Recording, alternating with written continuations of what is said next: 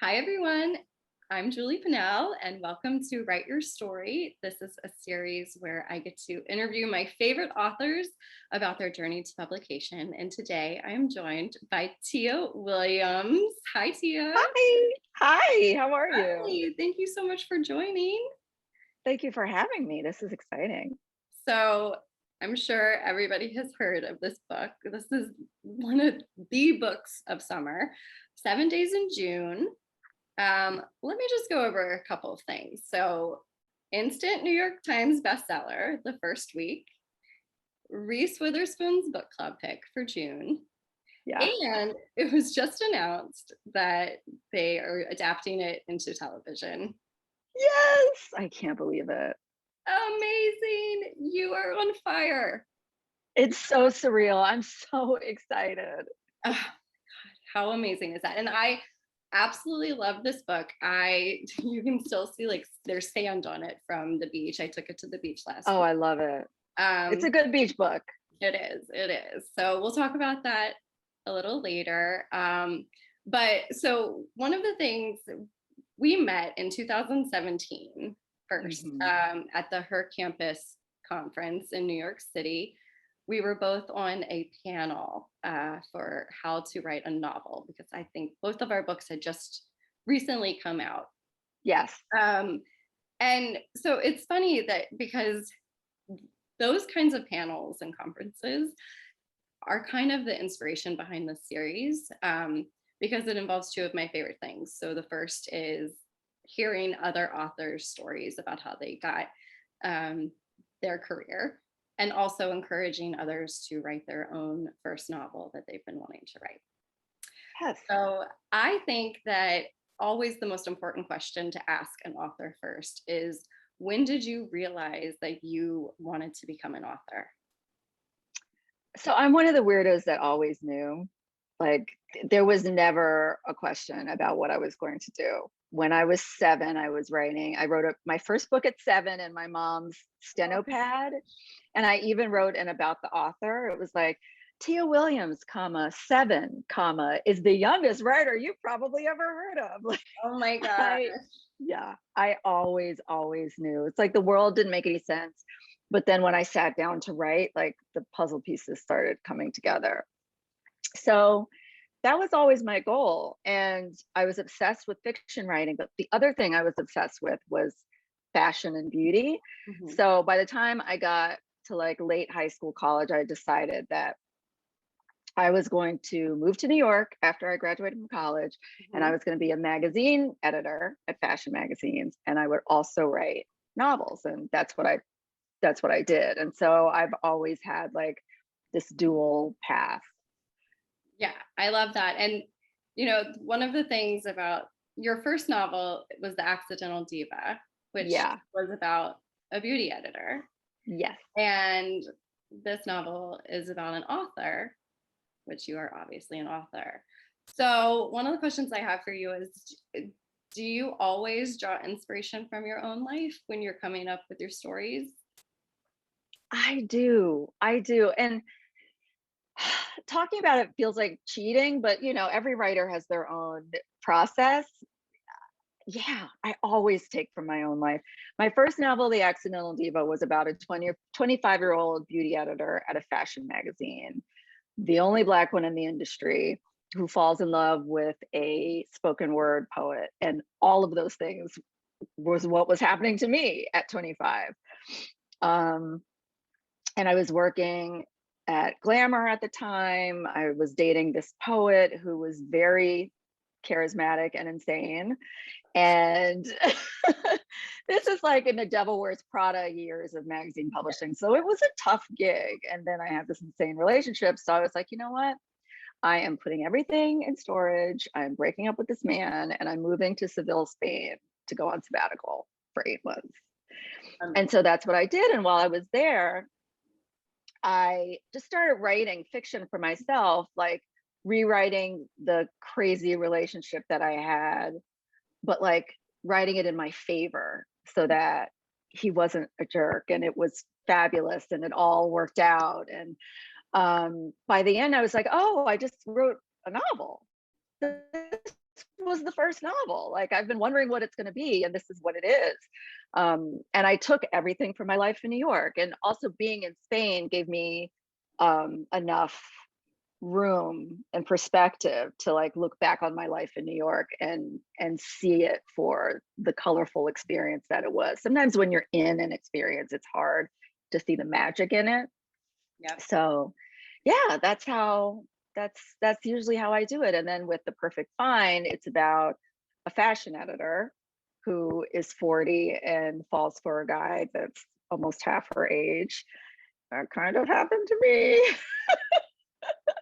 And it was just too cinematic of a situation to be in not to write about it. It was just Right.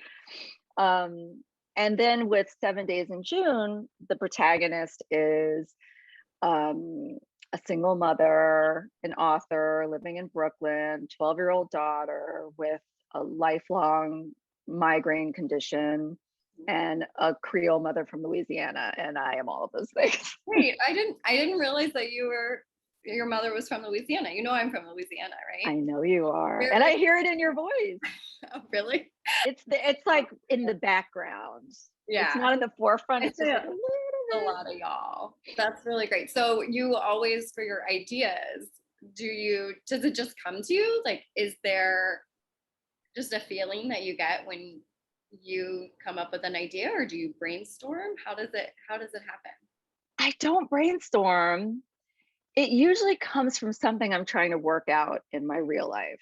Yeah. Like The Excellent Diva and The Perfect Find were relationships that I had that were really dramatic, and I felt needed to be fictionalized in some way. Like maybe that's why I went through them. Yeah. But with 7 Days in June, I was in a tough place. It was like right around the time I met you on the panel. My last book had come out. My migraines had gotten really bad. I hadn't been on a date in ages. I felt like I was raising my daughter from the couch because I was either in terrible pain or like groggy from the painkillers.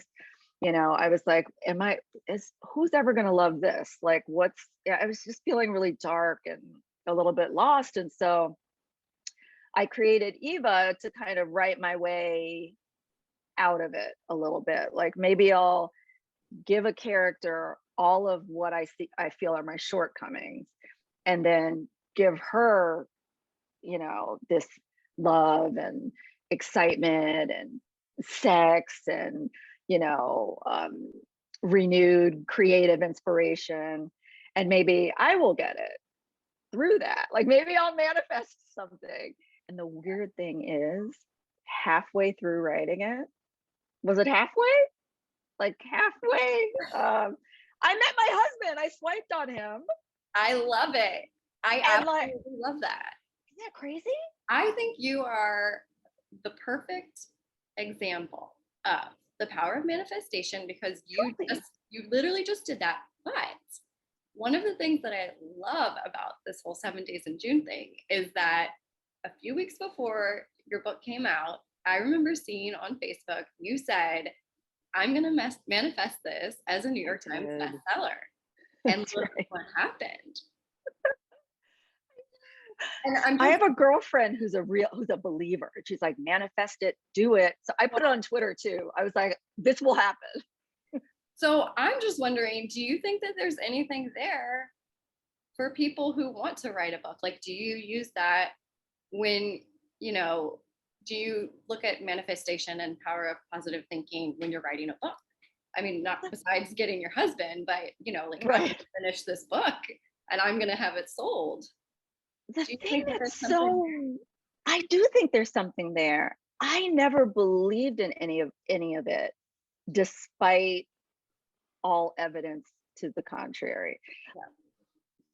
For example, when I was writing The Perfect Find, I was nowhere near finished it. I had writer's block. This same girlfriend was like, do a vision board. I know you're like anti everything, but just like do one. It can't hurt. Yeah. To help me get through writing the rest of the book. The Perfect Find's cover eventually was yellow, like it's a yellow book, but I had no idea at the time. I made a yellow vision board and I put all this stuff on it that came true. But the craziest thing was that I randomly cut out a picture of Gabrielle Union and put it. Isn't that nuts? I hadn't even finished the That's book. crazy. For those who don't know, they're making a Netflix series and starring Gabrielle Union. Yeah. Tia. And This is right? amazing. Isn't it crazy? I think that there's something there, and I think that everyone should go and make a vision board right now for their book. I think so too. There's so much power in it. Oh, yours obviously worked. That's amazing. So you work full time as an editorial director, and you're also a mom to a young daughter. So, what is your strategy for finding the time to write? Um, this one is tough because I don't have any healthy response to this.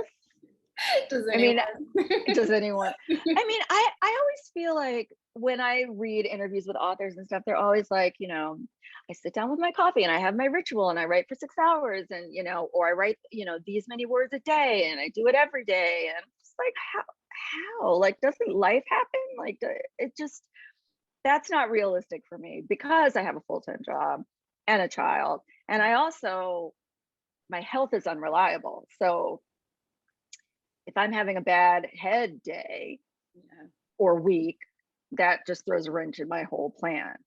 So honestly, and I also can't ever write in the morning because I wake up in pain every morning. So my plan is just whenever I feel good enough, which is like a 5 on the pain scale. When Lena goes to bed, I write as long as I can, even if it's till like 2 or 3 in the morning, because I never know when I'm going to feel that good again. Again, not healthy, not recommended. But what I do think is a good takeaway from that is the discipline piece of it. Yeah. Because one would imagine if I'm sick all the time, on a day that I'm not sick, why would I want to push myself to work? I should like take a nap, see friends, no, I push myself to write. And if you want to be a writer, if you want to write a novel, anything long form, your dissertation even, like it has to be about discipline. Because there's always something more entertaining to do than to write. There's always a reason not to write. So you have to be hard on yourself and tell yourself that this must get done, period. I think that's great advice. Do you have any other really big advice that you share automatically with people who say, how do you write a novel? I usually take a couple of months just to research and decide who each character is. So much so that I can step into them and animate them in any type of scene because I'm so sure about who each person is. And the easiest way to start doing that for me is to take some aspect of myself and grow a character out of that. Because I find that if you have something in common with everyone, it's a lot easier to animate them. Even if it's a kid, if it's a dog, it doesn't matter. Like some personality trait, something that you can inhabit and understand. I've never tried to write even like my villainous, wicked characters, even Eva's mother, there's a little bit of, in her vanity that I can relate to. I love that. That's great. And I think with your characters, I actually think that's something you do really, really well. Thank you. Character development. So I like that tip. I might use it for my own. Yeah, it works. It works for me. Yeah. Oh, that's great. So now we've come to the part where I ask you 5 quick questions. So, okay, off the top of your head. So you're a beauty editor. Yes. If 7 Days in June was a nail polish color, what would it look like?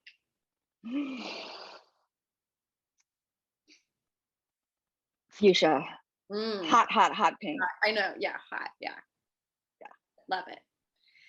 So how did you celebrate when you found out that 7 Days in June was a Reese Book Club pick? This might sound odd. Remember, I'm in Brooklyn. Okay. So I love a hair mask. Like it feels so luxurious and indulgent to do that. So after I had a complete like nervous breakdown of excitement and hysteria, I put in a hair mask. I wrapped my head in saran wrap because that's important for penetration. Okay.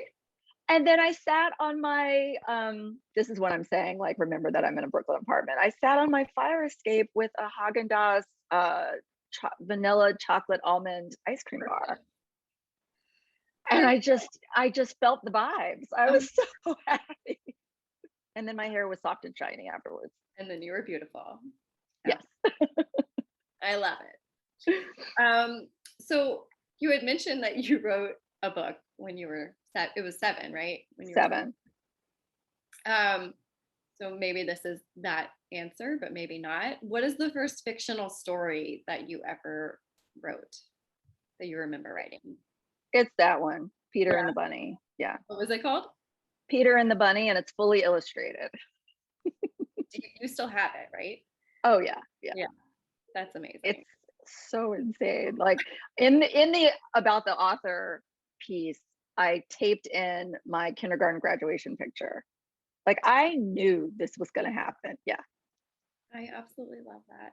I have books where, like my childhood books, my kids are old enough now that they're getting my Yeah. own books. And I have like book reviews in there and also library cards that I made. Oh, So I think there is something like about the childhood, like yeah, you knew. you just Library cards. That's wonderful. So, okay, if you could spend a day with any other author, living or not living, who would it be? Um, I would say honestly, Stephen King. He's my favorite author. Oh, And it always surprises people when they ask me and I tell them that I'm a horror buff and I am obsessed with Stephen King. And I honestly think he's such a great American storyteller. Everything, like I got the whole structure from 7 Days in June from it, like the flashbacks, the kids in the 50s and the adults in the 80s, and the way it went back and forth, and how what happened in the 50s informed who the current day characters were. And I just learned how to write fiction from him and his book on writing. I mean, come on, it's like the fiction writing Bible. I would love to sit down and talk to him. okay, and then the fifth question: who is your first reader? My agent, Charisse Fisher, who is completely a genius. I call her my book doula because she is definitely that. And she always gives me my endings because I'm terrible at endings. Endings are hard, yes. Endings are hard. This is great. So, can you give us a brief rundown of 7 Days in June? Can you tell us about it? Yes. Yes. So 7 Days in June. I've always been into second chance love stories, and that's what this is. So it's about two famous authors who meet at a fancy literary event in New York, and sparks fly. But unbeknownst to everyone there, they actually know each other because they spent 7 days back in high school embroiled in this torrid romance. And then they went their separate ways, never to speak to each other again. But you find out that they have been communicating through their books with each other for the past 15 years. And so now they're back in each other's lives and they have to figure out what to do with each other. And it's amazing, and there's no surprise why it's such a buzzworthy book right now. So I'm so happy for you. Thank you. It's been such a ride. It's so much fun. I can only imagine. And I feel like I'm on the ride with you. I know we're just like, I just like love seeing on social media all the things that you're doing. And I'm just like, I'm so happy for her. So, okay. So tell us where we can find you and connect with you online. Okay. So my website is tiawilliams.net. On Instagram, what am I? Tia Williams Writes. On Twitter, I'm Tia W_writes. And on Facebook, it's Tia Williams. Perfect. Well, this has been so fun. I'm so excited. I'm going to go make my vision board right now. Do it. Thank you so much, and enjoy the ride right now because you are on top of the world. I'm so happy Oh, for you. thank you. And thank you for having me on. This is so much fun. I love, anytime we can talk about writing, like writers love to talk about the It's process. So, my favorite. That's why I yeah, started this. All right. Well, so thank good. you so much. We'll be seeing you soon and hearing more about this book, I'm sure, all summer. So, Hope so. all right. We'll see you later. Bye. Thank you. Thank you.